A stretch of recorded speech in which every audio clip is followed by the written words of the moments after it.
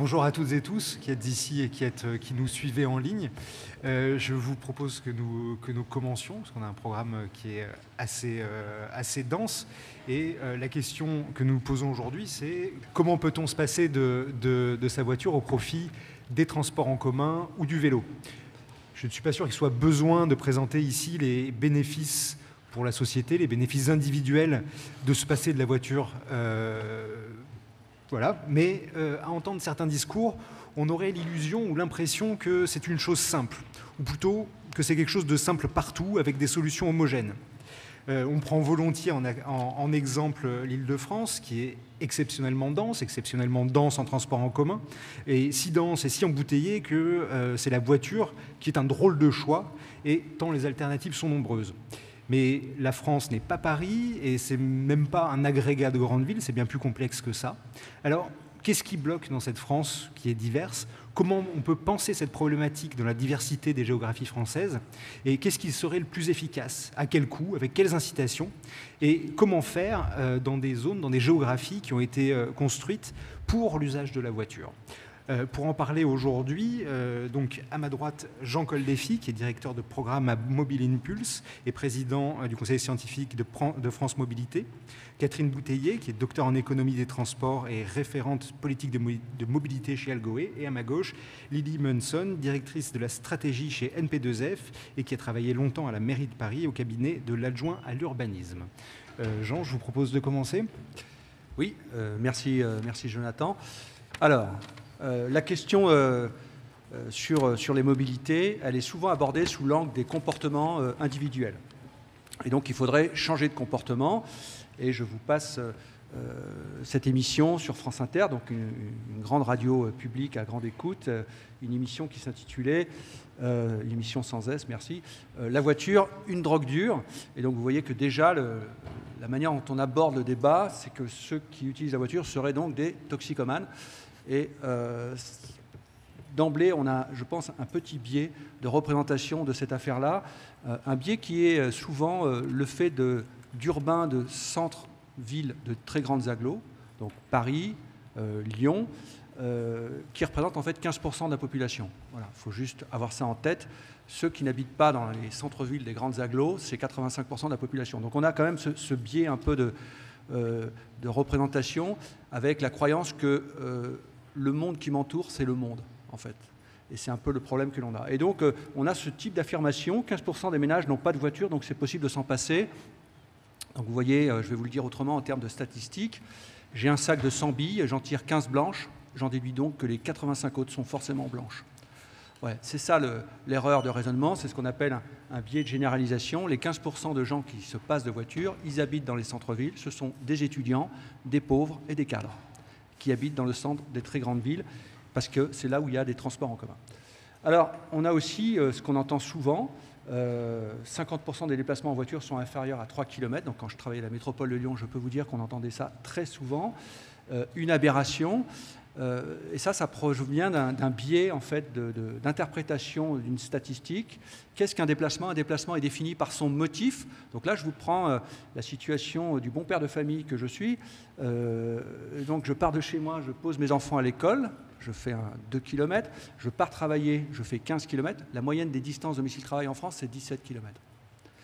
Je rentre, comme je déteste perdre du temps, je fais quelques courses. Et je rentre chez moi. Ça fait 4 déplacements. Donc effectivement, la moitié sont inférieurs à 3 km en voiture.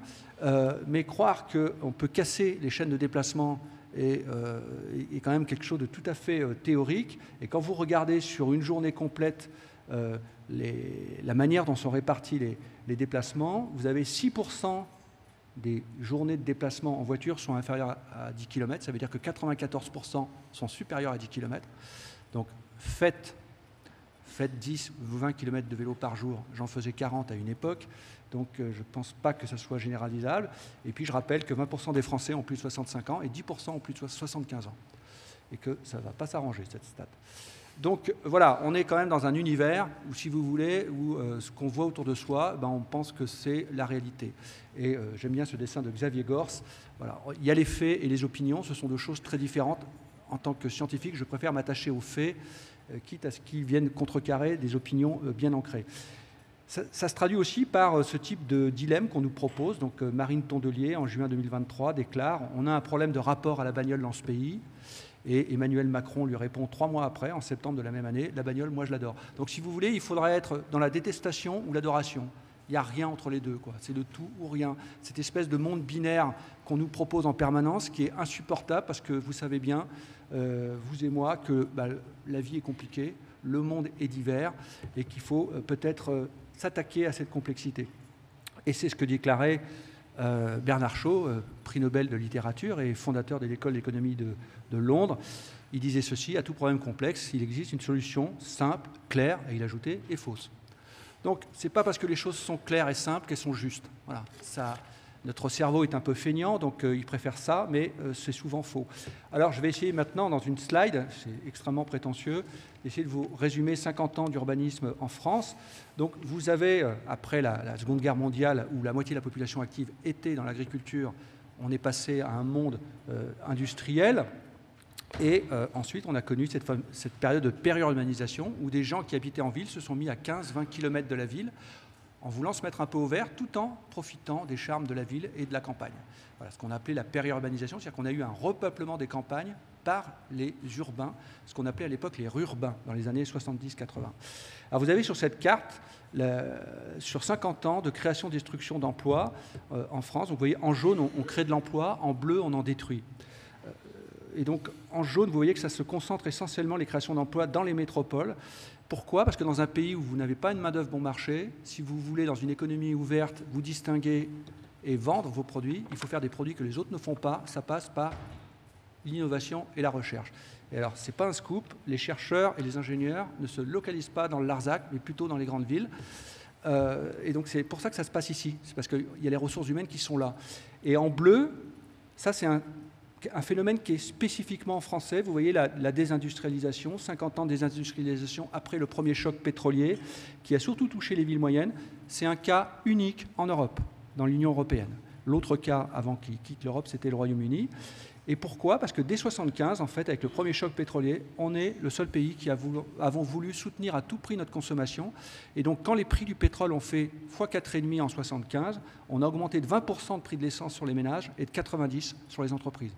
Et c'était le début d'une longue série où on a chargé la sphère productive pour soutenir notre consommation. Ça s'est traduit par 2,5 millions de pertes d'emplois industriels, surtout localisées dans ces villes-là, et un déficit public que l'on connaît depuis maintenant 50 ans, qui est à l'injada, c'est le moins qu'on puisse dire. Alors, comme on est des malthusiens, c'est-à-dire qu'on a une espèce de pensée à somme nulle, je fais référence à l'expression de Jean Tirole, qui était ce matin ici, c'est-à-dire que si quelqu'un gagne, forcément un autre perd. C'est un peu la croyance française, ça. Et donc, il y a des gens qui pensent que si les métropoles ont pris de l'emploi, c'est qu'elles l'ont pris aux villes moyennes. Rien n'est plus faux. Je vais prendre un exemple, Saint-Étienne, Manufrance. Manufrance n'est pas parti à Lyon. Manufrance est parti en Chine et en Belgique. Donc, si vous voulez croire qu'affaiblir la métropole de Lyon va aider Villefranche, Saint-Étienne et Vienne, c'est quand même une sacrée erreur, quoi. Je vais prendre une métaphore footballistique. Si vous mettez des sacs de sable dans le dos de la casette, ça ne fera pas courir les autres plus vite, hein. Donc, il faut avoir ça en tête. Pardon.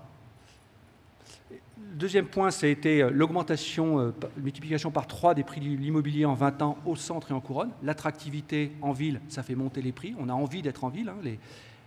Les prix, c'est juste des indicateurs de désirabilité des villes. Et puis, dans le périurbain, ceux qui sont arrivés dans le périurbain, ils sont devenus majoritaires par rapport aux paysans qui leur ont vendu leur terrain très cher. Et ils ont décidé de garder l'esprit village et donc ils ont bloqué l'urbanisme. Résultat, les gens ont été chercher plus loin ce qu'ils ne pouvaient pas trouver plus près et ils se sont éloignés de plus en plus. Et donc ici, vous avez, sur l'aire urbaine de Lyon, en 68, 90 et 2011, l'aire urbaine, c'est une notion très importante à comprendre, c'est l'aire d'influence économique d'une ville. C'est l'ensemble des communes dont au moins 40% des actifs travaillent dans le pôle central, ici la métropole, la ville de Lyon. Au moins 40% des actifs. Donc en blanc, vous habitez et vous travaillez dans la même commune, en rouge, vous faites 50 km.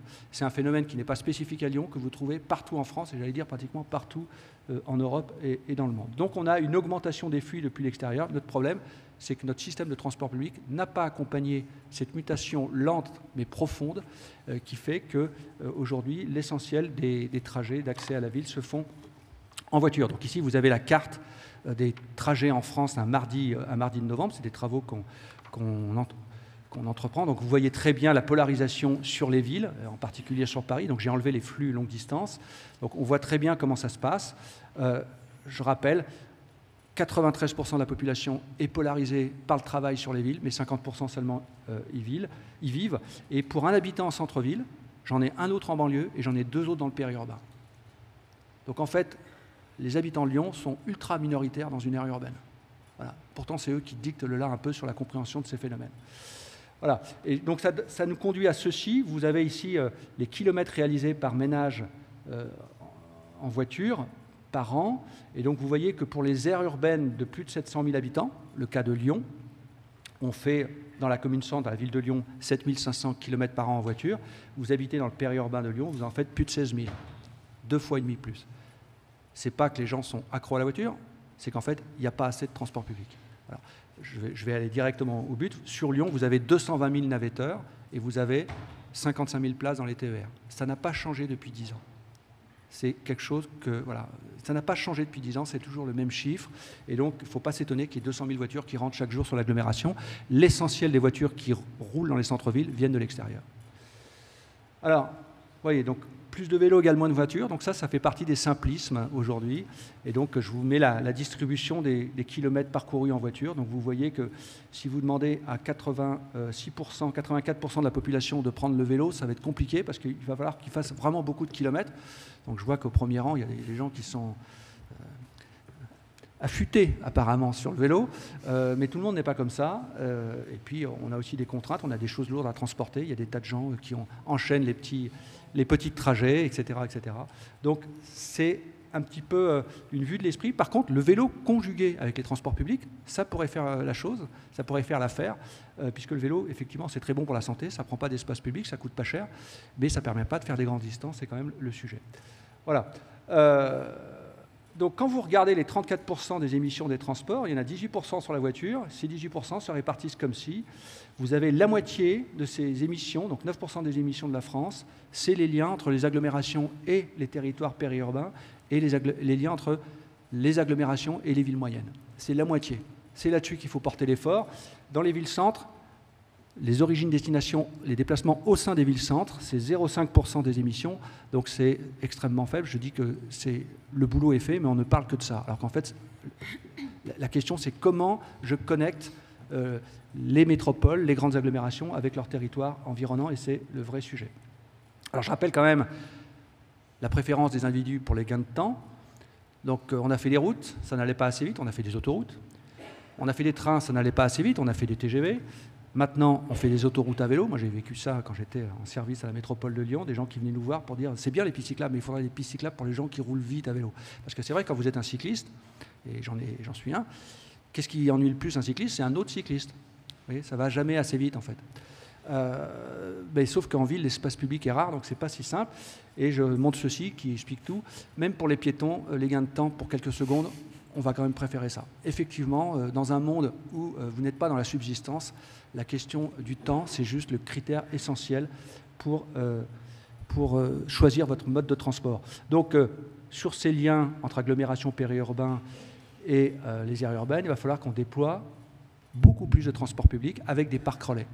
Donc, il va falloir attraper les gens très tôt, avant qu'ils arrivent dans la métropole, par exemple. Avant qu'ils arrivent, avec des parcs relais et un système de cars, de trains qui soit très fréquent. Et ça, si on sait que ça marche. Hein. On sait que ça marche. Je prends Bourgoin-Lyon. La moitié des kilomètres entre Bourgoin et Lyon se font en transport en commun. Donc ça marche. Et si on reportait la moitié de ces kilomètres sur du transport en commun, la part modale de la voiture en kilomètres, c'est-à-dire le nombre de kilomètres réalisés au total, aujourd'hui c'est 8 sur 10 sont faits en voiture en France au quotidien, eh ben, on serait à 65%. Ça serait un record mondial. Ça serait un record mondial. Tous les pays sont à 80%. On n'est pas plus mauvais que les autres. Voilà. La question, c'est comment financer. Et ça, je vous invite à la conférence qui enchaîne derrière, où on parle de ça, donc je n'en parlerai pas ici. Pour que ça marche, il faut quand même un transport de qualité. Vous voyez, donc les TER aujourd'hui, pour ceux qui les prennent, ils sont peu nombreux en fait, parce qu'il n'y en a pas suffisamment. Ils sont saturés, hein, les TER vers les grandes agglos. Je rappelle quand même que vous avez 8 TER sur 10 qui est à l'heure ou pas supprimé, Et en heure de pointe, c'est plutôt 7 sur 10. C'est-à-dire que vous avez 10% de suppression et 20% de retard en heure de pointe. Donc c'est quand même un souci. On a vraiment des problèmes de plus de fréquence, mais aussi de fiabilité. Quand vous allez au boulot, il faut arriver à l'heure. Le soir, quand vous rentrez récupérer des gamins, il faut être à l'heure. Et 80% du temps, c'est-à-dire une fois sur 5, ce n'est pas le cas, c'est un problème. Voilà. Donc là, on a quand même des choses. Je terminerai là-dessus. Si vous voulez comprendre ces sujets-là, je vois qu'il y a pas mal de jeunes dans la salle. Alors, c'est certes des questions de moyens de transport, donc des questions, on va dire, techniques, d'ingénieurs. C'est aussi des questions de localisation, de géographie, notamment là où j'habite, là où je travaille, mais pas que. C'est des questions d'activité, travail, études, les soins, faire ses courses, se divertir. C'est des questions de personnes. Donc là, sans doute, mes collègues en parleront aujourd'hui.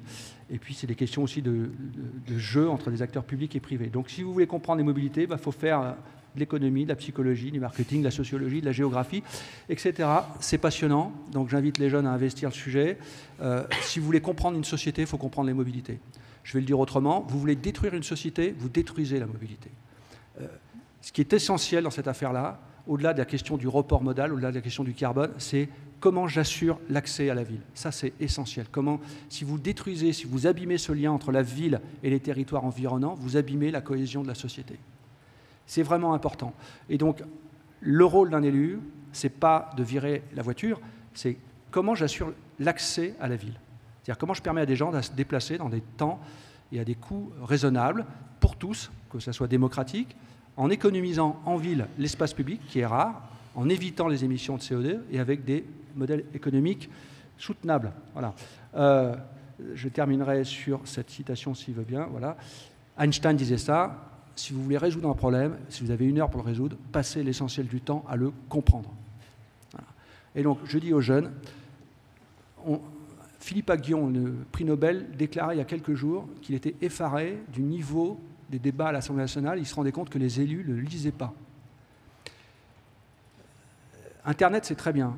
Moi, je m'en sers beaucoup comme source d'information. Les vidéos, c'est très bien. Mais je veux vous dire, la lecture, ça vous fait prendre de la distance par rapport à ce qu'on vous dit en vidéo ou à la radio. Ça vous permet ce recul, ça structure votre pensée.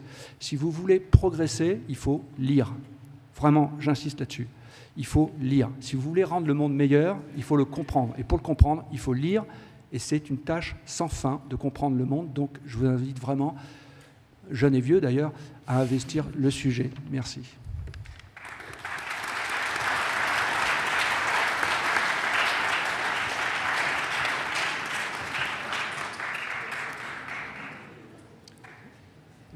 Merci Jean. Catherine, plus parler des comportements, de comment on change les comportements et qu'est-ce qui détermine un changement de mode de transport.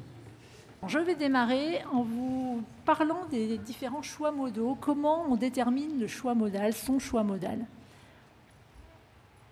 En fait, pour les uns et les autres qui n'êtes peut-être pas très familiers du jargon du monde des transports, le choix modal, il se détermine à travers 4 vraiment grands déterminants. Le temps de déplacement et l'accessibilité, c'est quelle est la fréquence des transports en commun qui vont passer, est-ce qu'ils seront là, est-ce qu'ils seront à l'heure, est-ce qu'on va me garantir mon temps de déplacement.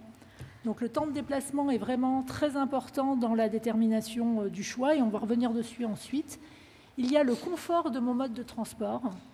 Selon l'activité que je vais faire, je ne vais pas forcément choisir le même mode parce que j'attends un certain confort, parce qu'il fait froid, parce qu'il fait chaud, parce que dans certaines conditions, non, je ne vais pas avoir envie de prendre un vélo ou je vais préférer un véhicule particulier ou oui, j'ai le temps et je serai bien dans les transports en commun. Le prix fait partie des déterminants du choix modal, mais pour nous qui travaillons pour les transports en commun, ce n'est pas le déterminant essentiel, parce qu'il y a beaucoup de gens qui sont très captifs des transports et les prix ont été relativement bien adaptés aux différents besoins. Alors là, je ne parle pas de la longue distance, hein, je ne suis pas en train de décrire les tarifs de quand on part en vacances ou en week-end. Je parle vraiment du transport du quotidien, de la mobilité du quotidien.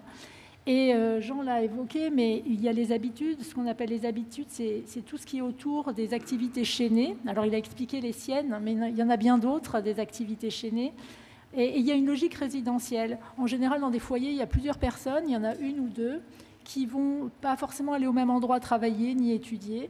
Et donc, le choix modal va se faire pour l'un sur un véhicule particulier, pour l'autre sur des transports en commun. Peut-être que le deuxième véhicule, on a observé que c'était souvent un vélo, et ça peut même être un vélo électrique dans certains cas pour les plus chanceux. Donc là, on a tous ces déterminants-là qui expliquent que ce n'est pas si simple que ça de passer d'un mode à l'autre. Et je voudrais rappeler à chacun dans les statistiques, parce qu'elles m'ont beaucoup marqué, elles avaient été évoquées notamment par UFC Que Choisir en novembre 2024, plus de 10 millions d'entre nous n'a aucun accès au transport en commun dans un rayon de 10 minutes de marche. Et 53% de la population française se trouve à plus de 10 minutes à vélo d'une gare, sachant que tout le monde n'a pas du tout envie de faire du vélo, même si moi aussi je suis cycliste. Voilà, tout le monde ne fait pas du vélo, en tout cas pas en toutes circonstances. Donc quand on a dit ça, on se pose quand même la question de quel est le déterminant qui a peut-être le plus d'importance. Alors, je ne sais pas s'il a le plus d'importance, mais est-ce qu'on va arriver à changer de slide? Ah, t'as une astuce? Je sais pas. Hop là, voilà ma slide. Alors cette slide, n'ayez pas peur. Je l'ai faite quand j'étais étudiante encore, il y a une dizaine d'années, pour mon doctorat, qui n'était pas un doctorat d'économie, mais de géographie. Toutes mes excuses. C'est pas grave. Je le dis pour les étudiants. Et ce graphe, j'en suis très fière, mais je n'en ai pas la paternité, la maternité. C'est un monsieur qui s'appelle Tom Reynolds, qui est docteur en transport de l'Université de Berlin et qui est maintenant consultant chez Roland Berger à Techerney, qui a fait une brillante carrière dans le transport, qui avait été le premier à faire ce schéma que je vais vous décrire, ne vous inquiétez pas. Je vais vous le décrire parce que pour moi, il est vraiment essentiel. En abscisse, ce qu'on voit, il se lit de droite à gauche. Ce qu'on voit, c'est que c'est le temps de parcours en transport en commun. Ça veut dire que le temps de parcours en transport en commun est le même qu'en voiture. Et plus je vais vers votre gauche, plus ce temps s'allonge. Et donc, je vais avoir intérêt à ne plus prendre de transport en commun, puisque c'est 5 fois, 6 fois plus long que le véhicule, etc. Et en ordonnée, j'ai ma part modale en transport en commun par rapport à celle en voiture. Et ce que vous voyez, c'est que dans un rapport de 1 à 2, on est prêt à passer du temps dans les transports en commun si on a l'offre. Tout à l'heure, je vous parlais des fréquences, de l'accessibilité, du temps de trajet. Il est là, le temps de trajet. Il est garanti, mais il faut avoir aussi la fréquence et l'offre pour le faire. Et on voit bien que dans le haut du tableau, toutes ces bulles représentent des origines-destinations. J'avais une énorme base de données et j'avais tous les temps de trajet entre deux communes ou au sein d'une même commune. Donc ce sont des belles bases de données qu'on a la chance de pouvoir manier quand on fait de la recherche. Et donc, il y a la base de l'INSEE qui donne les origines-destinations. Et là, ce que vous voyez, c'est qu'en haut du tableau, c'est tous ceux qui ont la chance d'avoir des transports en commun dans un temps relativement acceptable, qui est dans un rapport de 1 à 2, qui vont prendre des transports en commun préférés, avoir une part modale en transport en commun plus importante. Et quand vous voyez, et ensuite c'est très atomisé, vous voyez tous ces petits points, c'est toutes ces OD, ces innombrables origines-destinations de la vie du quotidien, où il n'y a pas forcément un transport adapté avec une offre de service adaptée. Peut-être qu'il y a un bus, peut-être qu'il y a un car express, mais il va passer le matin tôt, il va passer une fois à midi et il ne va pas correspondre. Donc j'ai effectivement un temps de transport possible en transport en commun dans un délai acceptable, mais la qualité du service, peut-être même son prix, sa fréquence, son confort, n'est pas pertinent et je ne prends pas, je préfère mon véhicule particulier. Ou peut-être j'ai un chaînage particulier. Donc on voit bien que le temps de déplacement a énormément d'importance. Et quand mon directeur de thèse m'a demandé de refaire ce schéma, parce qu'il avait été fait à Berlin, il m'avait dit « je serais tellement curieux de voir ce que ça donne en France ». J'ai mis beaucoup de temps à le lui faire, pour lui faire plaisir. Et en fait, je me suis fait plaisir en même temps parce que c'était vraiment extrêmement intéressant. Et quand vous voyez des petites bulles décalées qui sont un peu bizarres, c'est parce qu'il y a certains endroits où soit on a ajouté un nouveau transport, une nouvelle fréquence, ce qui a complètement changé la donne, soit que le confort qu'il peut y avoir dans les transports en commun rend acceptable le fait que ça mette du temps. On peut avoir envie de prendre un car express entre Marseille et Aubagne, par exemple. Bon, là, on est en Île-de-France, mais entre Marseille et Aubagne, parce que c'est particulièrement confortable. Et donc, on monte dans son car, on arrive à l'autre bout, et voilà. On va passer à la suivante. La suivante, elle aussi me tient à cœur, parce que ça, ce sont les projets d'aujourd'hui. Jean a vraiment évoqué le fait que, d'un point de vue, on ne peut pas avoir des territoires où il y a un sentiment de relégation parce que des millions d'entre nous n'ont pas accès au transport en commun.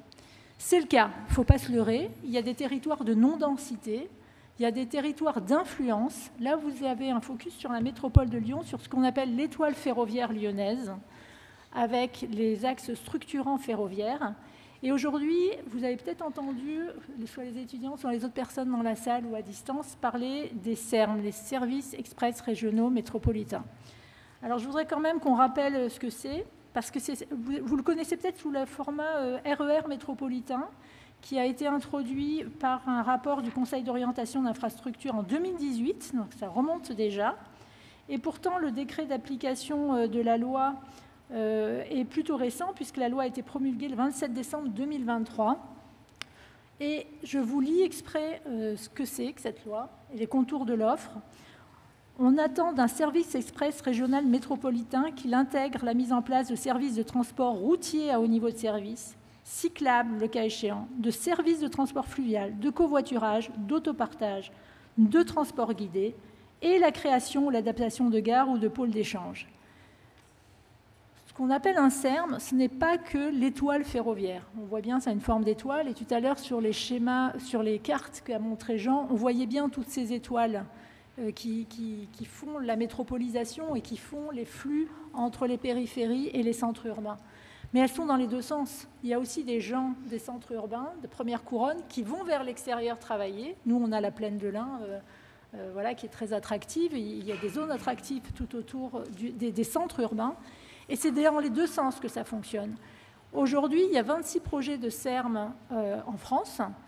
Vous avez là un exemple du SERM lyonnais qui sera déposé et dont le statut est délivré par arrêté, et on espère qu'il sera validé en janvier prochain. Ce sont des très gros projets qui recensent tous les projets de transport, tout type de mode, autour d'une étoile ferroviaire.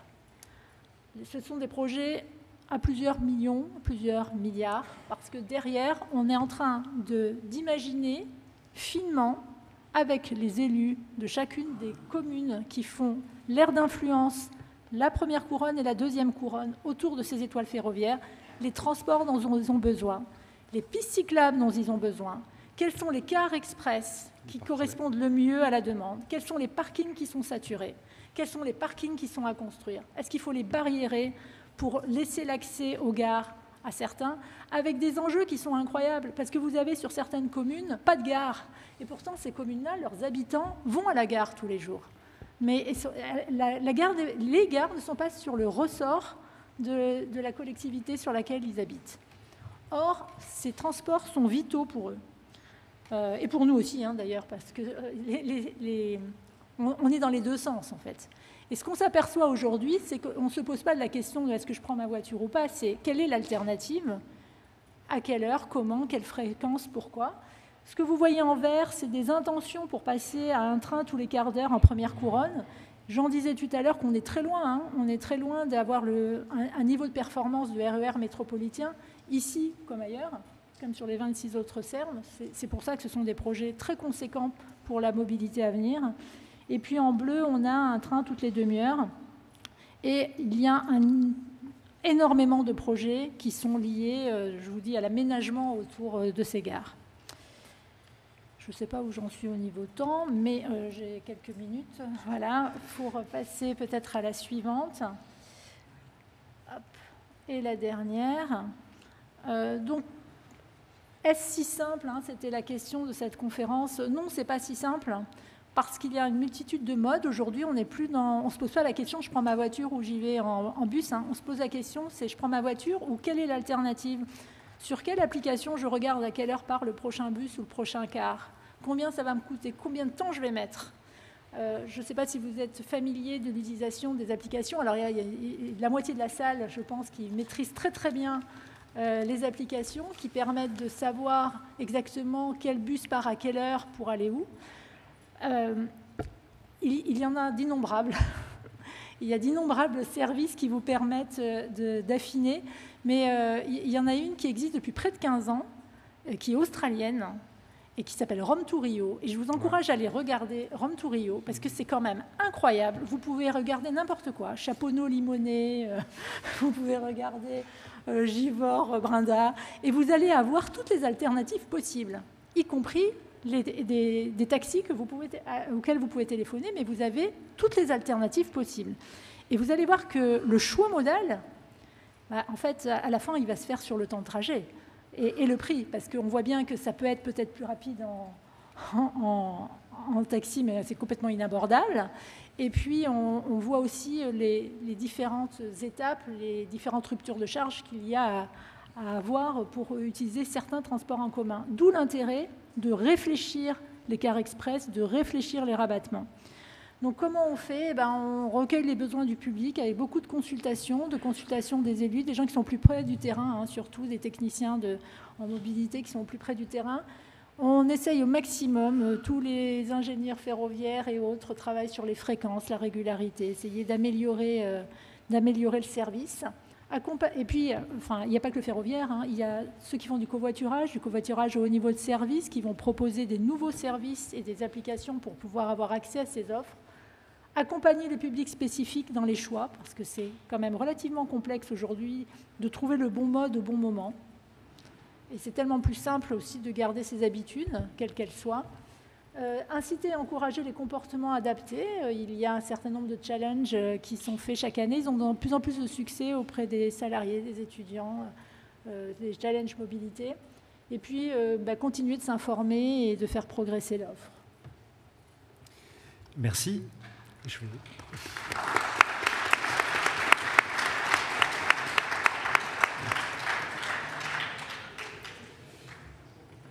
Je vais maintenant passer la parole à Lily Munson qui va aborder ce sujet plutôt pas du côté des comportements, mais plutôt en amont de l'urbanisme. Bonjour à toutes et à tous. Merci beaucoup pour cette invitation. C'est un plaisir de pouvoir parler de ce sujet. Vous dire qu'effectivement, l'idée, c'est de répondre à cette question d'un point de vue peut-être plutôt politique publique, pas du transport, mais de l'aménagement du territoire. C'est un sujet sur lequel on a beaucoup de mal aujourd'hui alors, à l'échelle urbaine, peut-être un peu moins, et d'ailleurs, je vais commencer par là, mais ensuite, à l'échelle de l'aire urbaine qui était mentionnée par Jean, ou plus largement du territoire français, sur lequel, effectivement, on est en grande difficulté pour proposer aujourd'hui de réelles stratégies d'aménagement, et en résulte à la fois une stigmatisation des comportements individuels et des habitants, et d'ailleurs, Jean l'a mentionné aussi rapidement. Et j'en ai un exemple ici. Alors ça, c'est un spoiler sur la réponse.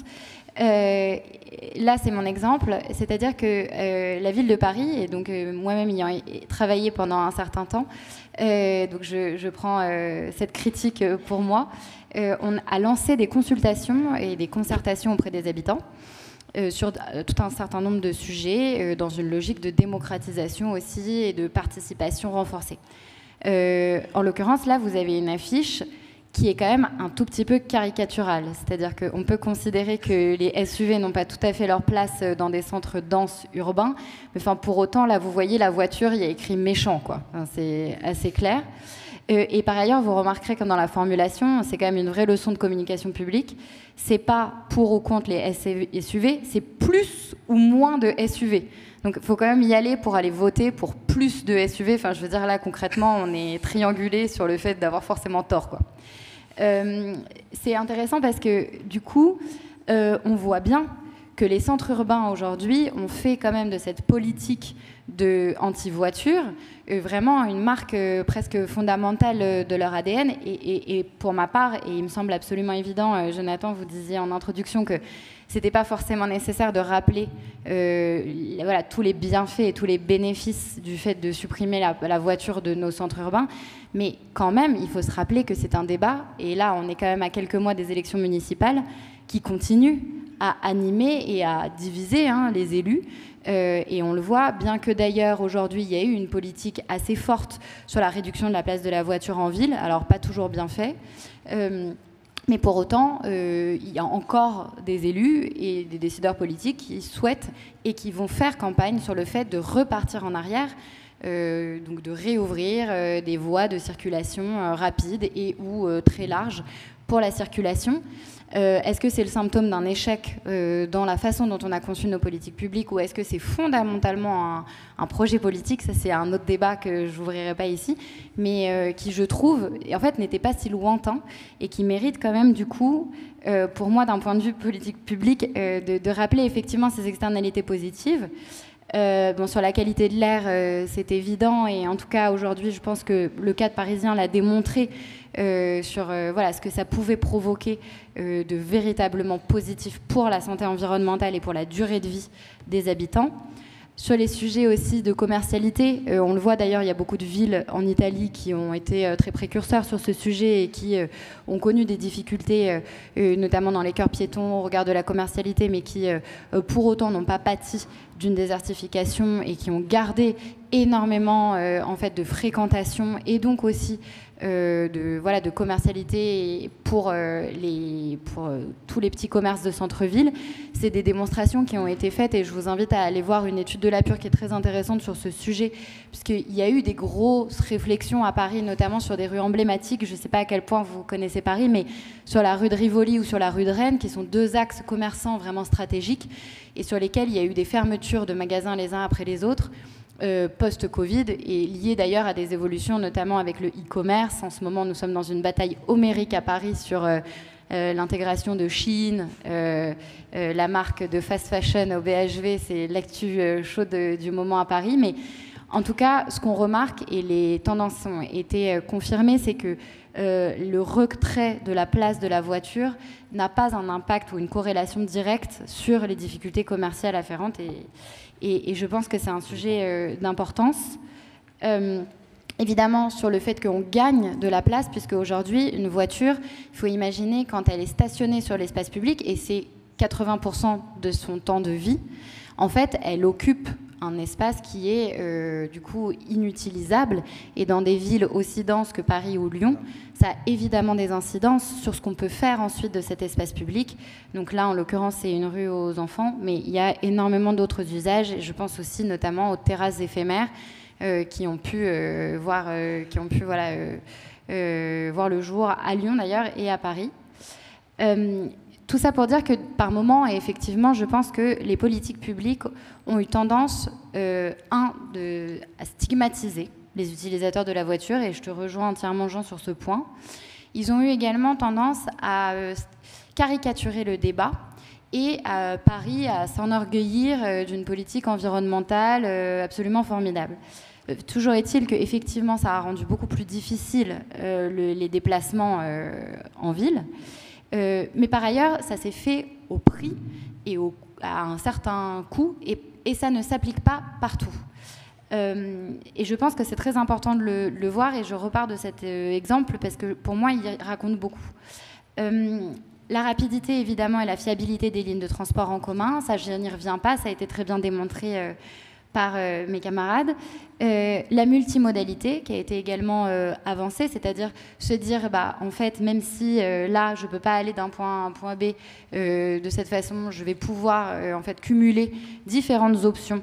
Et ce qui, en fait, pour avoir différentes options, on va avoir besoin d'avoir suffisamment de gens et un bassin de consommation potentiel suffisant pour que ces options coexistent. Et ensuite, un réseau qui est sécurisé et qui est aménagé.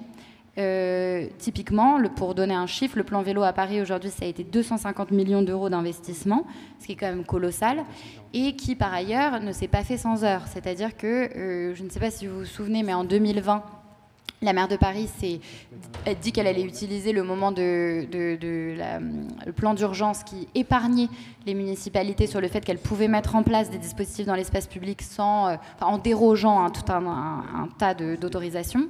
Et donc, elle a fait les fameuses coronapistes, qui étaient en fait des potelets en plastique qu'on a mis dans l'espace public sans véritablement faire les études nécessaires et puis sans concertation aucune. Typiquement, ça a ouvert une certaine nouvelle pratique du vélo, mais fondamentalement, ça a posé des problèmes ensuite qui ont en fait nécessité cet investissement d'études, de viabilisation et de sécurisation. Ça, c'est donc les conditions, mais la condition peut-être majeure, c'est la densité suffisante. Et c'est là où, d'un point de vue d'urbanisme, il semble important de se pencher sur la question. Tout d'abord parce que les trajets du quotidien, et pareil, mes homologues l'ont avancé, mais aujourd'hui, il y a quand même assez peu de gens qui font simplement et quotidiennement exactement le même trajet, c'est-à-dire domicile-travail, travail-domicile. Si tant est qu'on doit aller déposer ses enfants à la crèche, à l'école, si tant est qu'on a une course à faire, si tant est qu'en fait on passe dire bonjour à quelqu'un ou voir quelqu'un d'un membre de sa famille, etc., c'est assez rare que ce soit effectivement des trajets dits simples. Très vite, du coup, on se retrouve avec cette question des parcours, et c'est la première slide de Jean qui le montre très bien, mais c'est qu'en fait, la question n'est pas tant de la distance qu'on a entre les espaces où on se rend, mais bien de leur articulation. Et c'est là où la question de la densité est primordiale. Là, peut-être, c'est un exemple qui est intéressant, qui est donc une étude qui a été faite sur la part modale du transport public et de la densité. On voit bien qu'il y a une corrélation directe, c'est-à-dire que pour financer ces investissements dont je parlais tout à l'heure, on a besoin d'avoir un bassin d'utilisateurs, en fait, tout simplement, suffisant pour l'entretien et pour la fréquentation, l'usage et l'achat via une billettique, quoi, tout simplement. Vous voyez là Lyon, que par exemple Lyon est donc très très haut, c'est-à-dire que avec, il me semble, 30% de part modale pour les transports en commun, qui fait effectivement partie des villes les plus denses. Paris n'est même pas du coup sur le graphique étant tellement plus haut. Moi, j'ai des souvenirs de discussions avec, à l'époque, c'était Jeannette Sadikan qui était responsable de la mobilité pour la ville de New York. Je dirais il y a 5-6 ans quand je travaillais à la ville de Paris, et qui nous disait, mais c'était au moment du boom de Uber à New York, et elle disait, mais comment voulez-vous que sur des investissements qu'on a fait, nous, sur le métro qui a été construit en plus en 1900, donc avec un héritage en termes de besoin d'entretien, de vétusté, de complexité d'opération, que l'on soit en compétition avec des pure players comme Uber, qui, eux, en fait, arrivent, ne payent pas de taxes sur l'entretien de la voirie, ne sont soumis quasiment à aucun impôt, alors depuis ça a été un peu rattrapé, mais quand même, et qui, en fait, par ailleurs, proposent des courses qui sont personnalisées et qui sont subventionnées, parce qu'en plus de ça, tous les nouveaux opérateurs de mobilité urbaine sont des gens qui ont fonctionné à travers un modèle économique qui est très intéressant, qui est vraiment celui de gros investisseurs qui subventionnent un modèle et un nouvel usage urbain, donc c'est-à-dire qu'ils mettent de l'argent comme un investissement en société, et ensuite ça permet d'offrir dans un premier temps à vos nouveaux utilisateurs des courses qui sont moins chères que leur coût réel. Et donc après vous prenez l'habitude et puis vous n'avez plus envie de vous en passer, puisque c'est quand même un service qui est effectivement sacrément efficace. Ce qui est intéressant, et donc là c'est pour aller également dans ce sens-là, c'est que on voit bien, et différentes études le montrent, que le système de transport en commun, mais aussi, et comme je le disais, l'investissement dans les infrastructures cyclables, fonctionne lorsque on a suffisamment d'utilisateurs. À Paris, ça pose un sujet, et plus largement peut-être pour étendre la zone, du Grand Paris. Le Grand Paris Express, qui est donc un des plus grands projets de transport en commun du monde, qui a d'ailleurs suscité des investissements colossaux de la part des pouvoirs publics, se remettant dans une seringue par rapport d'ailleurs à de potentiels nouveaux entrants dans les services de mobilité, et qui devait être un véritable projet d'aménagement. Cette étude qui est ici et qui, je trouve, est assez passionnante, qui est le fait d'économistes qui ont travaillé sur des modélisations carbone au regard de l'implantation du Grand Paris Express. L'idée, c'est de dire, intuitivement, le Grand Paris Express va permettre à énormément de gens qui habitent loin de prendre désormais les nouvelles lignes de métro et donc de se passer de leur voiture. C'était en fait, alors c'est vrai pour une partie évidemment, mais c'était sans prendre en compte le fait qu'il y a quand même une partie des gens qui du coup, dans ce que je vous disais tout à l'heure sur le fait que, en fait, on ne fait pas simplement chez soi le travail chez soi, en fait, vont se retrouver à habiter beaucoup plus loin ou dans des zones beaucoup moins densément urbanisées. Et donc, se dire, bah, du coup, c'est l'occasion, je serai à peu près à la même distance, en tout cas en termes de temps. Et donc, je vais aller m'acheter une maison dans un endroit qui, en fait, aujourd'hui, est plutôt, voilà, pas très dense. Et comme ça, ça revient au même, pour moi, au quotidien, dans mes trajets.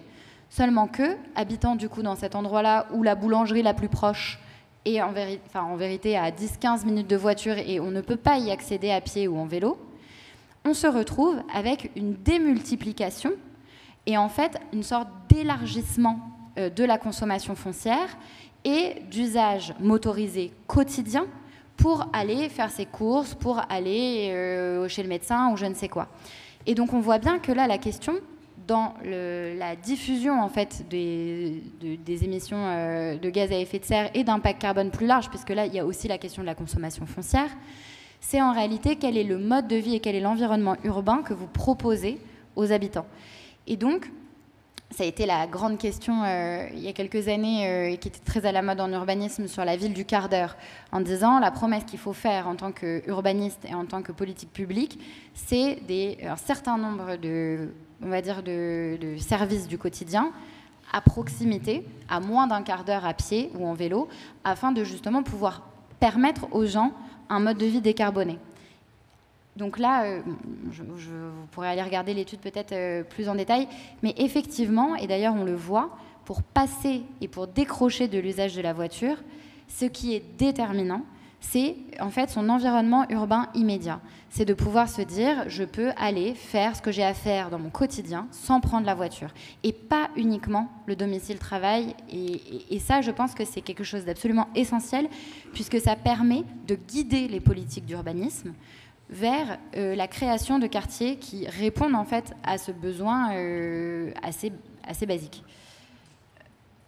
Et on le voit aujourd'hui typiquement autour du Grand Paris Express, il y a une véritable difficulté. Pourquoi ? Et je trouve que cet exemple-là est, pareil, assez intéressant.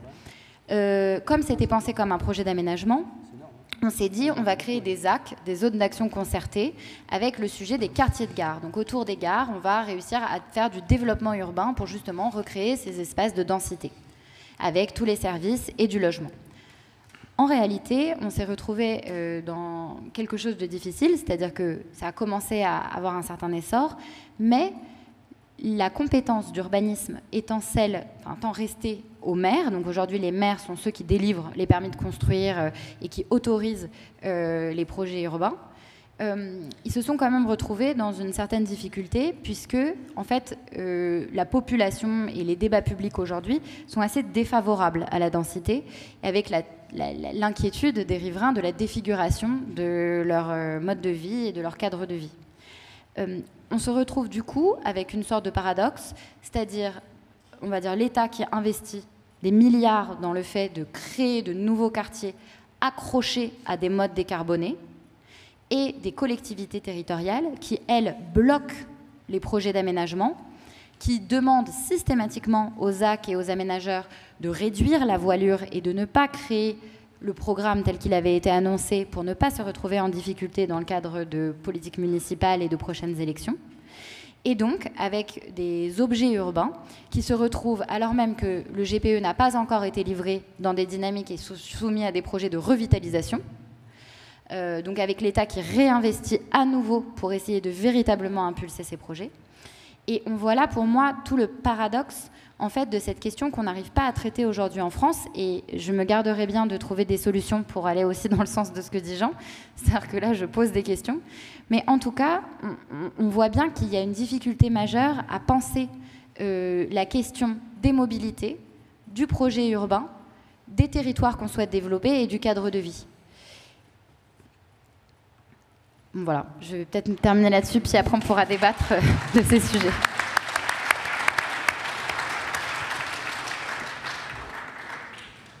Merci.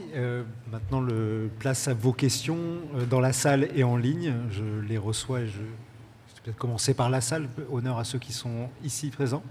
Madame ? Je ne sais pas si tout le monde a entendu, notamment en ligne. Donc Voilà, donc la question de madame, c'était de souligner qu'il n'y avait pas assez de place dans les parcs relais qui sont souvent saturés dès 8 h le matin. Et donc, même si vous voulez prendre le transport en commun, en fait, si vous n'habitez pas à côté de la gare et que vous devez vous y rendre, eh ben, en fait, vous ne pouvez pas le faire. Ça, c'est un point important. Alors, l'écart entre l'offre de transport en commun et la demande, donc avec les équipes de Transdev et Jacques Lévy, le géographe, on arrive à les mesurer. Aujourd'hui, on a un écart de 1 à 5. Sur toutes les grandes agglomérations françaises, j'ai 5 fois plus de demandes que d'offres. Alors, on ne va pas tout faire en transport en commun, ça serait complètement déraisonnable, ce serait ruineux même. Si vous voulez ruiner la ville de Lyon ou la métropole de Lyon, essayez de tout faire en transport en commun, vous la ruinerez à coup sûr. Mais par contre, l'écart sur les parcs relais, il n'est pas de 1 à 5, il est de 1 à 30 ou 40. Donc on a un vrai souci. Et en même temps, on peut pas, voilà, les gares, elles sont là où elles sont, on ne peut pas faire des parkings d'aéroports dans les gares. Donc il faut trouver des solutions. Alors c'est pour ça que je parlais, je pense que si on veut une mobilité moins carbonée, il faudra jouer ce qu'on appelle l'intermodalité, c'est-à-dire la conjugaison de différents modes. Ça peut être la voiture que je mets dans un parc relais et je prends ensuite un transport en commun en espérant qu'il marche et qu'il soit fréquent. Sinon, l'avantage en temps de parcours sera trop faible. Mais on peut aussi penser au vélo. C'est ce que qui a un gros intérêt par rapport à la voiture. Il est économe en espace public. Alors, si vous voulez, aujourd'hui, on fait des pistes cyclables partout. Moi, j'ai toujours été étonné de ça. On veut faire des autoroutes à vélo. On singe la voiture, en fait. On veut faire comme la voiture. Et c'est un peu le paradoxe. C'est que ceux qui veulent à tout prix développer le vélo se retrouvent dans une espèce de mimétisme avec la voiture, en oubliant, comme je le disais, que le vélo, c'est très bien, mais ce n'est pas très bien fait pour les longues distances. Et les longues distances, elles sont quand même... Elles structurent... Enfin, c'est l'essentiel des kilomètres réalisés en voiture. Si je reprends l'exemple du Grand Paris Express, mais on pourrait le mettre aussi sur Lyon, le Grand Paris Express, je ne crois pas qu'il y ait beaucoup de parking relais vélo qui soient prévus dans les gares du Grand Paris Express. Vous êtes à des densités de 10-15 000 habitants au kilomètre carré en banlieue parisienne, ce que vous trouvez sur Lyon. Paris est une ville extrêmement dense, 20 000 habitants, à Lyon on est à 10 000, et dès que vous sortez du périphérique, vous êtes plutôt à 5 000. Mais les villes françaises sont plutôt à 5 000, Lyon est à 10 000, Paris est à 20 000.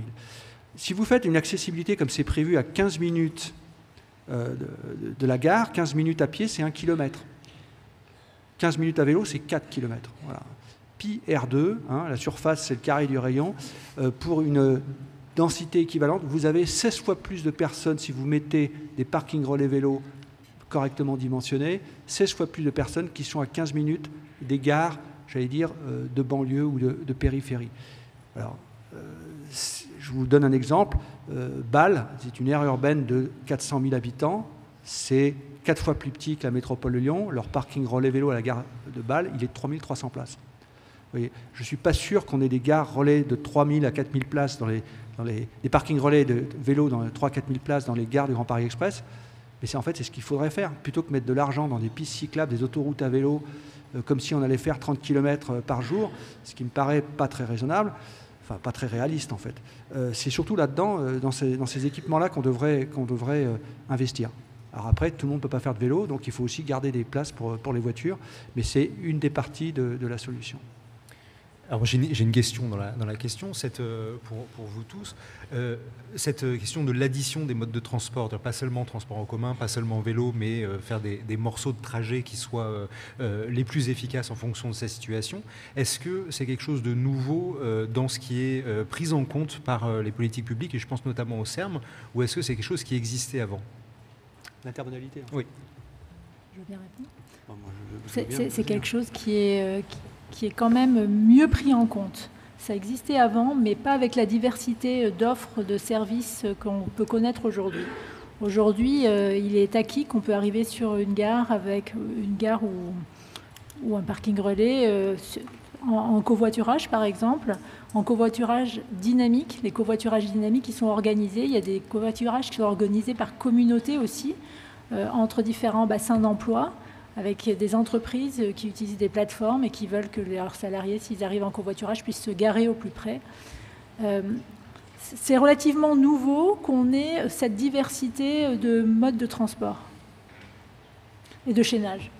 Non mais, si on veut des mobilités décarbonées demain, c'est-à-dire que faut sortir de dire je ferai tout avec ma voiture quand j'habite dans le périurbain et que je viens travailler en ville. Ça, je crois que c'est un point important à comprendre, hein. La part modale de la voiture à Paris, c'est 15% en kilomètres. 15% des kilomètres réalisés dans Paris, hein, origine et destination, c'est de la voiture. Et sur ces 15%, il y en a 10%, les 2/3 qui viennent de l'extérieur. Sur Lyon, la part modale de la voiture, c'est 25% sur Lyon-Villeurbanne en kilomètres. La moitié, c'est les transports publics et l'autre quart, c'est la marche à pied. On marche beaucoup à Lyon. On marche beaucoup. Plus que dans d'autres villes. Et finalement, on fait peu de vélo parce qu'on marche beaucoup. Ces 25%, si vous voulez, dans ces 25%, il est très probable qu'il y en ait un bon paquet qui viennent de l'extérieur, comme à Paris, en fait, les 2/3. Donc, c'est là-dessus qu'il faut absolument agir. Donc, il faudra des politiques plus intermodales. Donc, il faudra beaucoup plus de parking relais, et pas moins, beaucoup plus, qui soient bien pensés. Il faut regarder où habitent les gens, enfin, il faut regarder leur trajet, en fait, hein, il faut les analyser. On a des sources de données qui permettent de faire ça aujourd'hui pour définir des offres qui soient beaucoup plus collées à la réalité.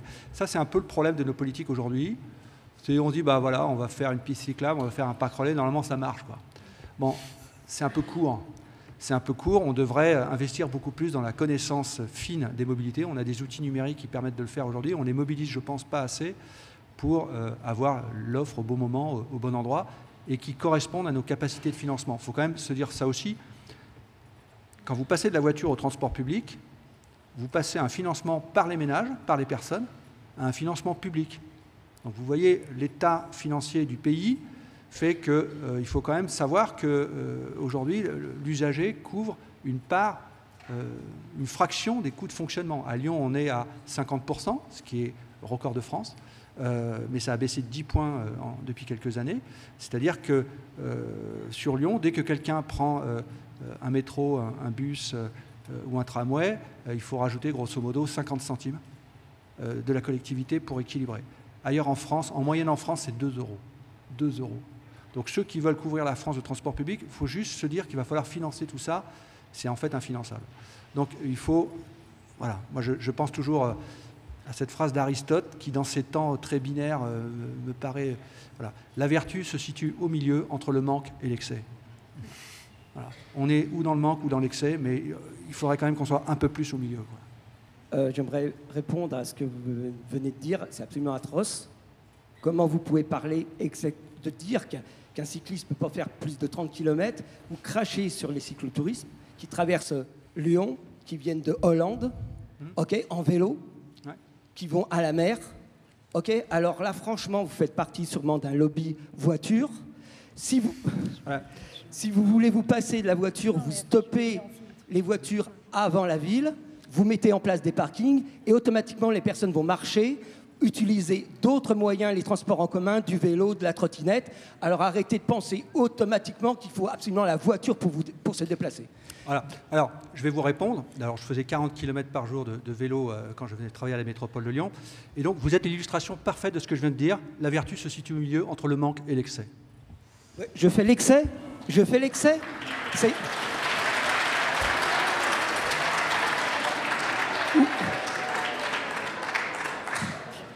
Où est l'excès de se déplacer autrement en mode doux pour éviter le problème environnemental? On n'a pas un problème de climat. Il n'y a pas de souci avec le pétrole. Il n'y a pas de souci avec la pollution. Non, je suis désolé, je suis le seul qui va ouvrir sa gueule là-dessus. Non mais... Je vais juste rajouter une petite intervention par rapport au vélo. Il y a énormément qui a déjà été fait, en tout cas sur la métropole de Lyon, et c'est vraiment pris en compte dans les services express régionaux métropolitains. L'offre Vélove qui aujourd'hui permet le vélo électrique, parce que ce que Jean n'a pas dit, c'est qu'aujourd'hui on a le vélo électrique aussi pour aller plus loin et différemment. Et on voit bien que sur les pistes cyclables qui sont construites aujourd'hui, on a toute une nouvelle population qui prend le vélo parce qu'il est électrique. Et il faut voir quand même qu'on a atteint des records avec Vélove électrique qui a été lancé en janvier 2024. On a eu des journées à 70 000 déplacements en vélo électrique Vélove. Donc Vélove, il faut savoir que c'est 5 000 vélos que vous voyez, dont la moitié qui sont verts, c'est-à-dire électriques. Et j'ai vérifié les chiffres tellement que ça me paraissait dingue, mais 70 000 dans une journée, c'est l'équivalent d'un tram. Et j'ai vraiment vérifié. Un tram, ça va être 80 000...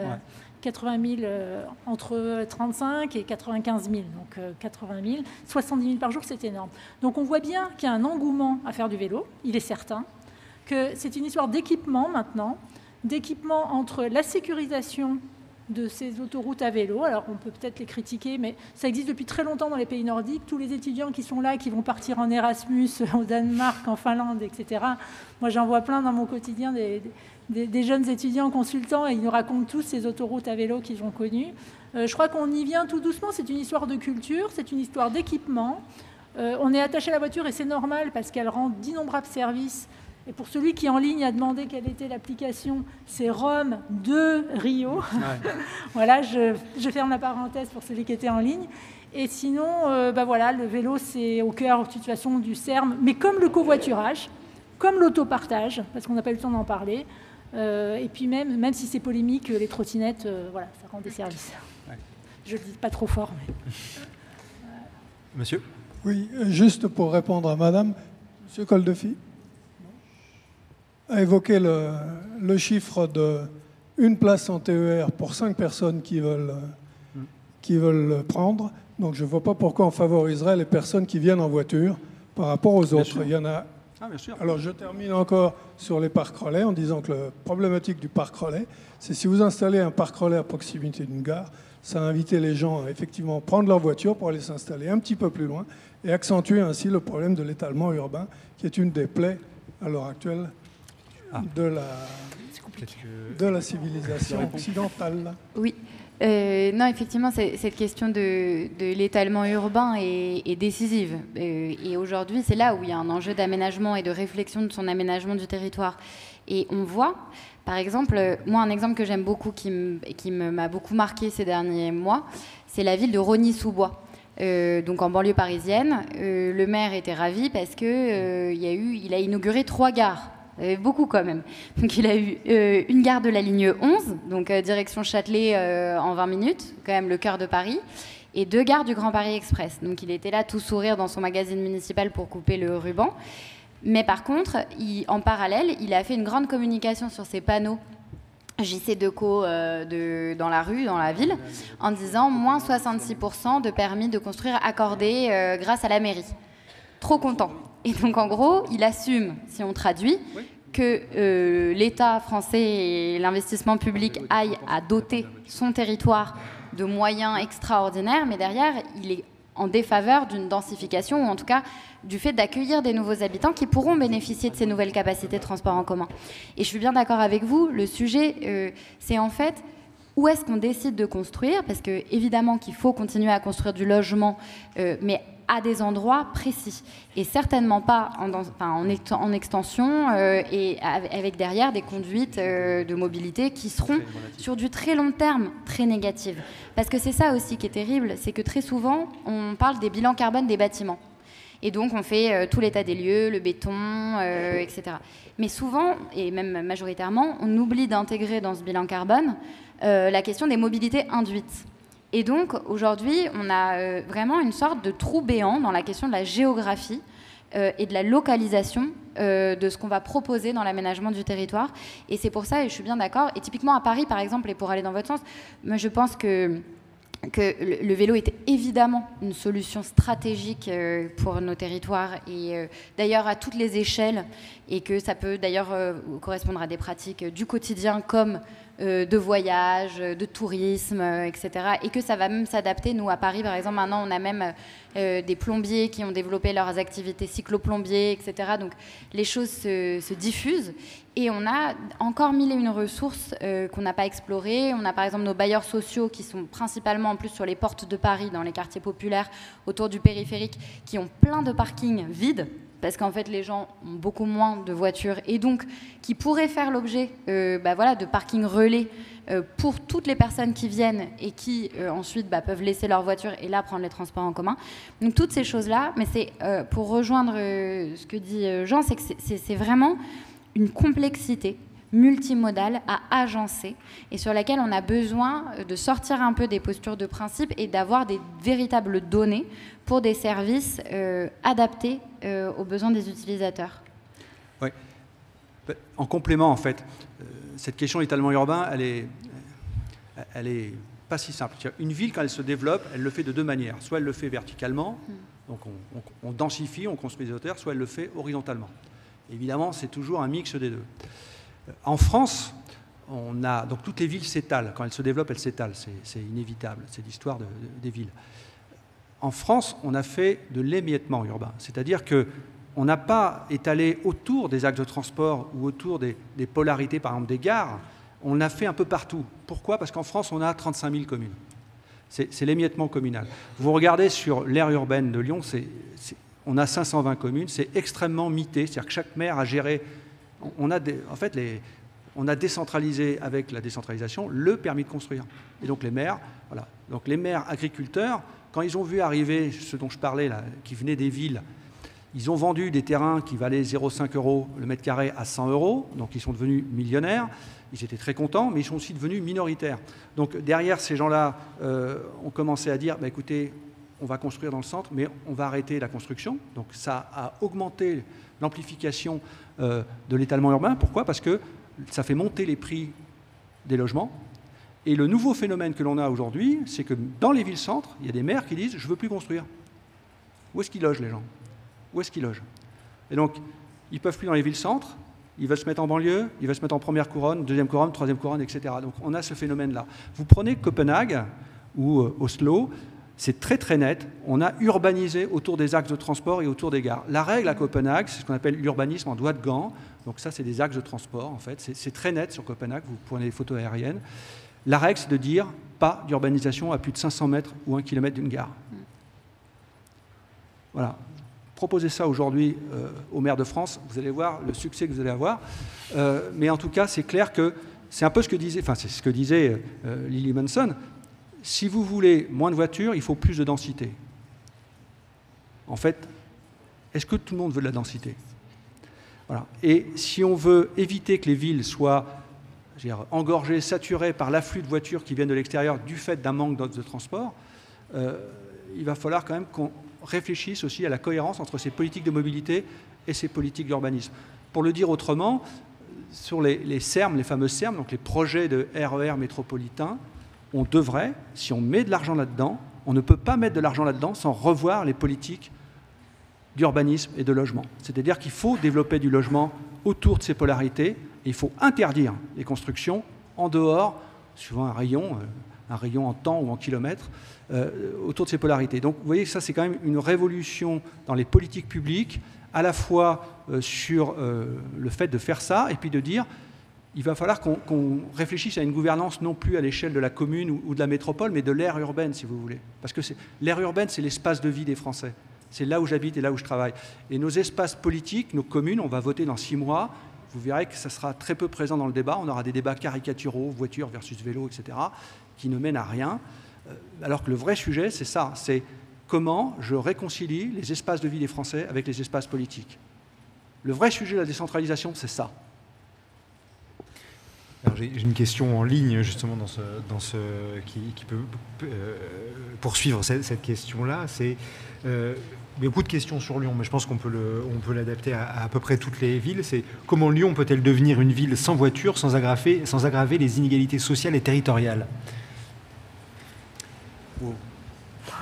Une dissertation. Vous avez 2 heures. Qui veut répondre? Lily? C'est la question, j'allais dire à 1 000 €, ça fait pas beaucoup 1 000 €. Non, mais c'est effectivement de toute la grande difficulté. Moi, je vais vous prendre l'exemple d'un territoire que je connais bien, qui est Paris-Centre. Donc Paris-Centre, c'est les 4 premiers arrondissements de Paris. Il a été question, et c'était une des promesses des municipales en 2020, de faire totalement une zone à trafic limité, parce qu'il y avait une loi qui a permis d'aller expérimenter ce processus, qui est déjà mis en œuvre, par exemple, à Rome ou ailleurs. La question, c'est qu'effectivement, il y a plusieurs façons d'aborder ce sujet. C'est-à-dire que donc là, c'était l'objectif, réduire la place de la voiture. Bon.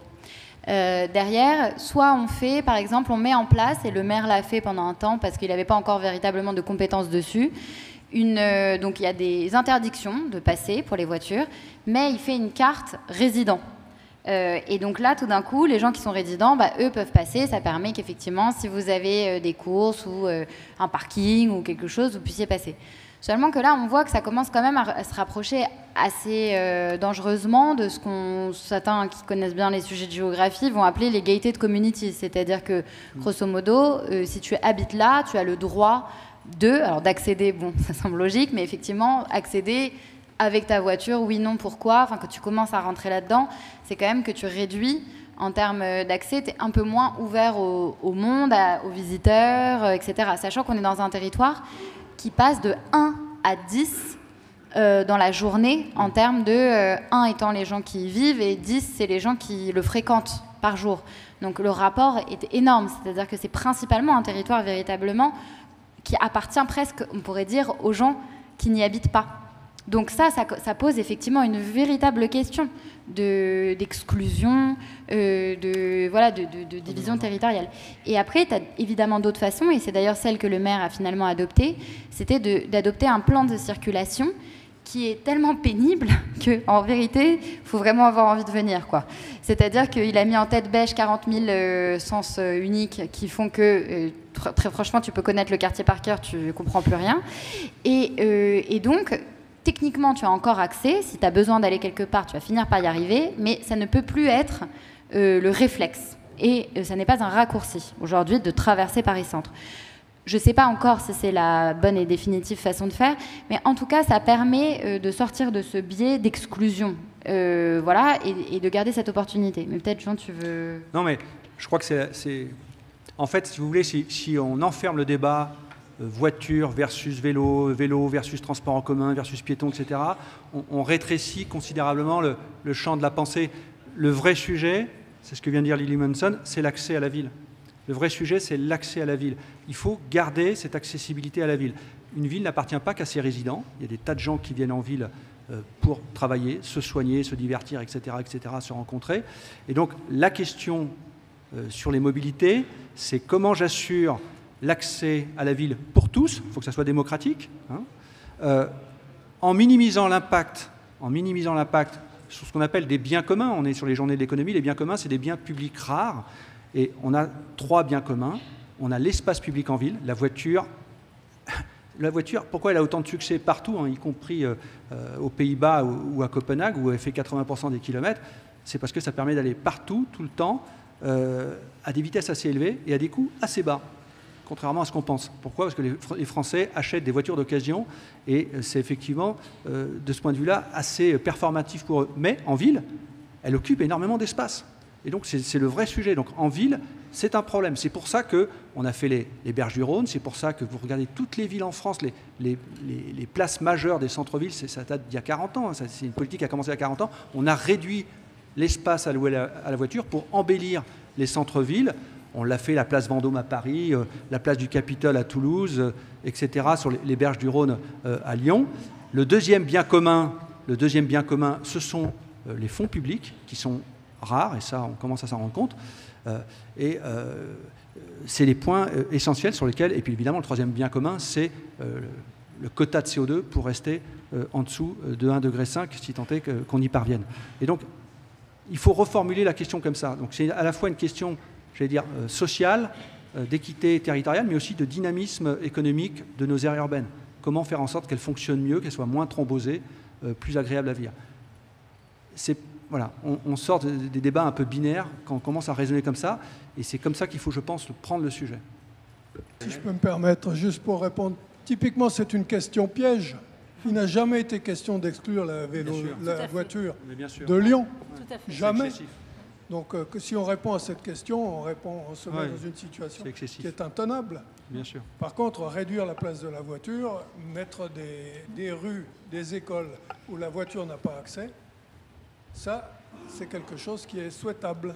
Parce qu'il y a trop souvent des gamins qui se font renverser par des parents qui veulent se garer au plus près pour aller ensuite au boulot. Et puis, pour terminer, personne, quand il va au stade de Gerland, ne se gare derrière les poteaux. Personne, au stade des Lumières, ne se gare derrière les cages. Tout le monde se gare à 1 km et fait 1 km à pied en trouvant ça tout à fait normal. Donc pourquoi est-ce qu'on trouverait normal d'avoir une place de stationnement gratuite devant son appartement ou devant sa maison? Ce n'est pas normal. Bonjour. Ma question est la suivante. Comment garantir sur cette transition que cette transition soit accessible à tous, y compris aux habitants des zones mal desservies? En fait, pour garantir... Ah ben, faut m'écouter si vous voulez que je réponde à votre question.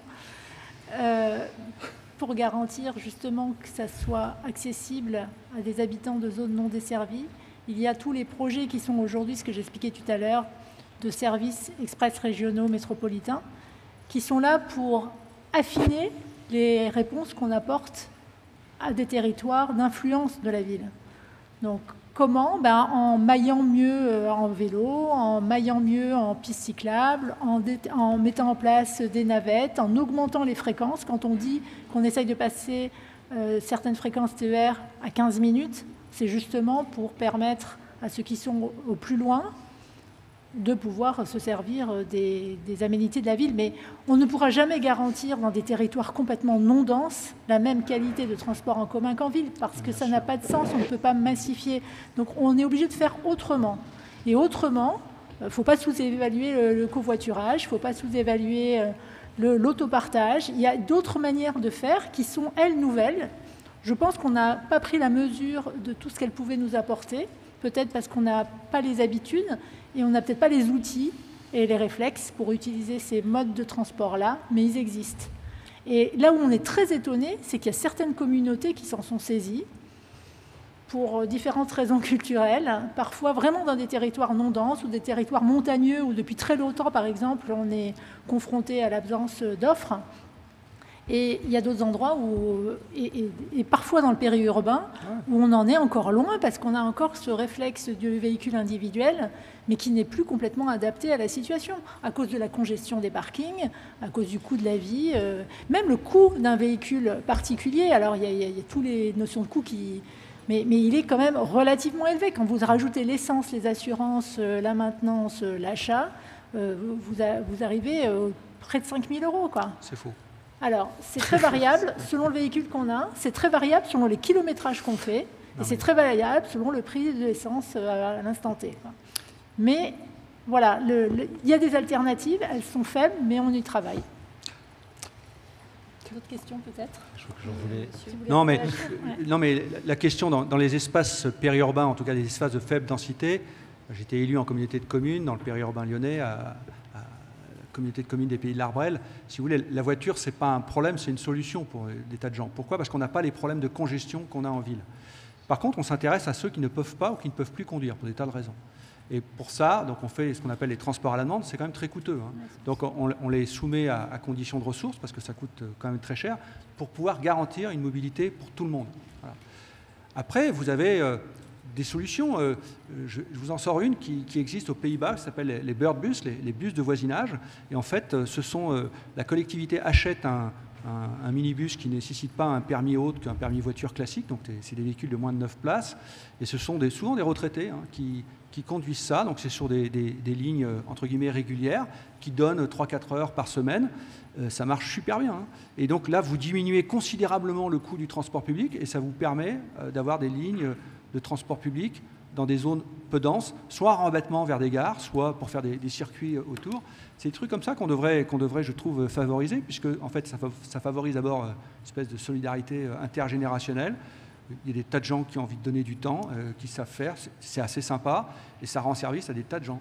Et donc, voilà, il y a des solutions, il faut juste aider les territoires à les faire émerger. Donc, on a peut-être des problèmes de cadre réglementaire là-dessus.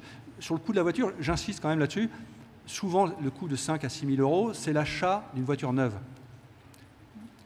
80% des Français n'achètent pas de voiture neuve, ils achètent des voitures d'occasion. L'âge moyen d'achat de la première voiture neuve en France, c'est 57 ans. 57 ans. C'est qui? Ce sont des gens qui ont fini de payer leur logement, les gamins sont partis de la maison ou du logement, et ils se font un peu plaisir. Mais en France, voilà, les enquêtes de l'INSEE sont récurrentes, permanentes là-dessus. Le coût moyen d'achat, d'usage, entretien, amortissement, essence, etc., c'est de l'ordre de 12% de vos revenus, c'est 300 € par mois. Donc il faut avoir ça en tête, et c'est bien le problème. Les Français, contrairement aux Allemands, ne mettent pas beaucoup d'argent dans la voiture, c'est-à-dire que l'image de la voiture a beaucoup changé. Renault, rappelez-vous, Renault, dans les années 80, Schweitzer, il disait les voitures à vivre. déjà, il avait compris le truc. Les Français, ils veulent des bagnoles qui soient écologiques, pas chères et pratiques. Point. Voilà. Et quand vous regardez 85% des voitures achetées, c'est quoi? C'est Mégane, Clio, Twingo. 85%. C'est des petites bagnoles, en fait, hein, pour l'essentiel. Donc, on ne met pas tant d'argent que ça là-dessus. Et je répète, à la campagne, la ville, c'est une solution. La voiture, c'est une solution. En ville, c'est un problème pour des questions d'espace public, vraiment. Alors, juste pour l'UFC-Que Choisir, pendant que vous prenez la question, c'est 20% des revenus, le véhicule représente 20% des revenus des précaires et de ceux qui habitent la grande périphérie. Mais oui, mais c'est quand même la moitié de la population qui est dans grande périphérie. Les précaires, parenthèse. Les précaires, donc on y vient sur la France périphérique, les taux de pauvreté dans le périurbain sont 2 fois plus faibles qu'en ville. Les pauvres habitent majoritairement en ville. Il faut l'avoir en tête. Pourquoi? Parce que la ville, c'est le lieu des opportunités. Si vous voulez trouver un travail, il vaut mieux être en ville qu'être dans un village perdu. J'ai une observation un peu globale qui dépasse un peu le cadre de la voiture. C'est le problème des émissions de CO2 et le problème de pollution. Bon, effectivement, la voiture a un impact important sur ces problématiques. Et quand on voit un peu les politiques publiques menées par les agglomérations, par les mairies, etc., souvent, ils mettent l'accent sur une problématique. Par exemple, à Lyon, si j'ai bien compris, on a mis l'accent sur la voiture, là avec la presqu'île, on interdit aux voitures de circuler dans la presqu'île, etc., pour permettre une moindre densification de voitures. En revanche, dans la ville de Lyon, il n'y a pas beaucoup d'espace vert, c'est-à-dire il n'y a pas beaucoup d'arbres. Tous les aménagements qui ont été faits n'ont pas intégré la végétalisation de la ville, c'est-à-dire quand on va sur des places, c'est vraiment des dalles blanches qui vont augmenter l'impact de réchauffement climatique par réflexion du soleil, etc. Et le problème de la végétalisation, par exemple, lors de rénovation des bâtiments, parce que le problème auquel on va être confronté dans les années à venir, c'est le problème des canicules presque permanentes l'été. Donc, les personnes âgées, comment ils vont se comporter par rapport à cette problématique. En revanche, si on prend le cas de Paris, il y a effectivement une politique pour limiter la voiture en ville. Et en même temps, dans pas mal de quartiers de Paris, on a transformé des passages là où il y a les écoles, etc., par des espaces verts où il y a beaucoup plus de plantations. Donc ma question, est-ce qu'il faudrait, au lieu de accentuer sur une problématique unique, il faudrait tenir compte de toutes les facettes de problèmes qui sont liés au réchauffement climatique? Peut-être pour répondre à ça, moi j'irais même encore plus loin. Je suis un peu désespérée des plans vélo, plans piétons, plans machin, parce que du coup, en fait, ça participe à cette opposition entre des usagers qui du coup auraient potentiellement pas les mêmes objectifs, alors qu'en réalité, par ailleurs, on est très souvent et cyclistes, et piétons, et usagers de transport en commun. Et donc effectivement, je pense qu'il y a eu une tendance, mais parce que je pense qu'il y avait aussi une guerre à mener de conviction sur le fait qu'il fallait quand même un peu réussir à récupérer un peu d'espace sur la voiture. C'est-à-dire qu'on partait tellement de loin en termes de ce qu'il fallait convaincre et ce qu'il fallait obtenir pour vous dire des choses, mais par exemple, c'est homérique. Là, je vous parlais des coronapistes qui ont été faites en secret pendant que les gens étaient confinés pour pouvoir y aller. Mais derrière, c'est-à-dire que chaque gain sur la voiture a fait l'objet vraiment de batailles juridiques. On peut parler des barrages de Seine, alors tout n'a pas été aussi emblématique. Mais effectivement, je pense qu'il y avait ce sujet-là et que donc les élus se sont un peu jetés corps et âme là-dedans et qu'aujourd'hui, on en pâtit parce que ça oppose les usagers entre eux et parce qu'effectivement, on peine à avoir une vision de l'apaisement de l'espace public qui se fait en fait au profit de tous. Et je pense que typiquement, il faut réussir à l'échelle, et c'est là où on avait les outils pourtant, hein, d'ailleurs c'est juste qu'ils n'étaient pas à la bonne échelle, Jean, mais les plans urbains de déplacement, les PUD, qui maintenant sont un peu oubliés / potentiellement obsolètes à certains endroits, en fait, ils étaient dans cette réflexion-là d'incorporation en fait, de cette logique de multimodalité. De se dire, en fait, potentiellement, quand on fait un plan vélo, on se pose la question de où on va mettre les bus et comment on retrouve de la cohérence pour les usagers de bus et qu'on n'impacte pas la rapidité des bus, puisqu'en plus, par ailleurs, les bus, pour le coup, ils sont vraiment complémentaires au vélo parce que c'est principalement des personnes âgées qui ne peuvent pas utiliser le vélo. Donc en fait, d'aller impacter leur capacité, c'est quand même vraiment problématique. Et je vous rejoins, par exemple, à Paris, quelque chose qui a été intéressant, c'est que en fait, la nature a peur du vide. Donc quand vous retirez la voiture, en fait, tout d'un coup, soit on a des terrasses, donc les voisins vrillent parce que ça fait des nuisances sonores et qu'ils n'avaient pas du tout acheté leurs 10 000 € du mètre carré au-dessus d'une terrasse. Soit, en fait, on a des mésusages, etc. Et donc, en fait, il faut vraiment réfléchir à quelle est la politique d'apaisement de l'espace public, de ralentissement, paradoxalement, parce qu'on dit que dans le transport, on a envie d'aller vite, mais c'est aussi peut-être se dire quel est le modèle urbain qu'on a envie de proposer pour qu'on puisse aussi avoir de la place pour ceux qui sont de facto plus lents, donc les enfants, les personnes en situation de handicap, les personnes âgées, tous ceux qui ne sont pas forcément des actifs au sens INSEE du terme, mais qui ont tout à fait leur droit de cité dans la ville et qui ont longtemps été oubliés. Et donc, typiquement, moi, un exemple que je trouve très intéressant, c'est qu'on a voulu végétaliser certaines places de stationnement, puisqu'il y avait moins besoin, puisque le taux de motorisation a chuté. Et donc, on a littéralement juste mis de la terre sur les places de stationnement. D'ailleurs, on n'a même pas raccordé avec le trottoir existant, parce qu'il fallait reprendre le fil d'eau du trottoir.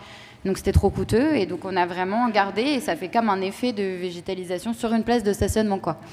Et je pense qu'effectivement, ça fait partie des choses desquelles on peut s'inspirer pour des projets de ville plus agréables et plus pérennes au regard des enjeux climatiques, quoi. Je crois que c'est le mot de la fin. Eh bien, merci à toutes et tous pour votre participation. Merci à vous.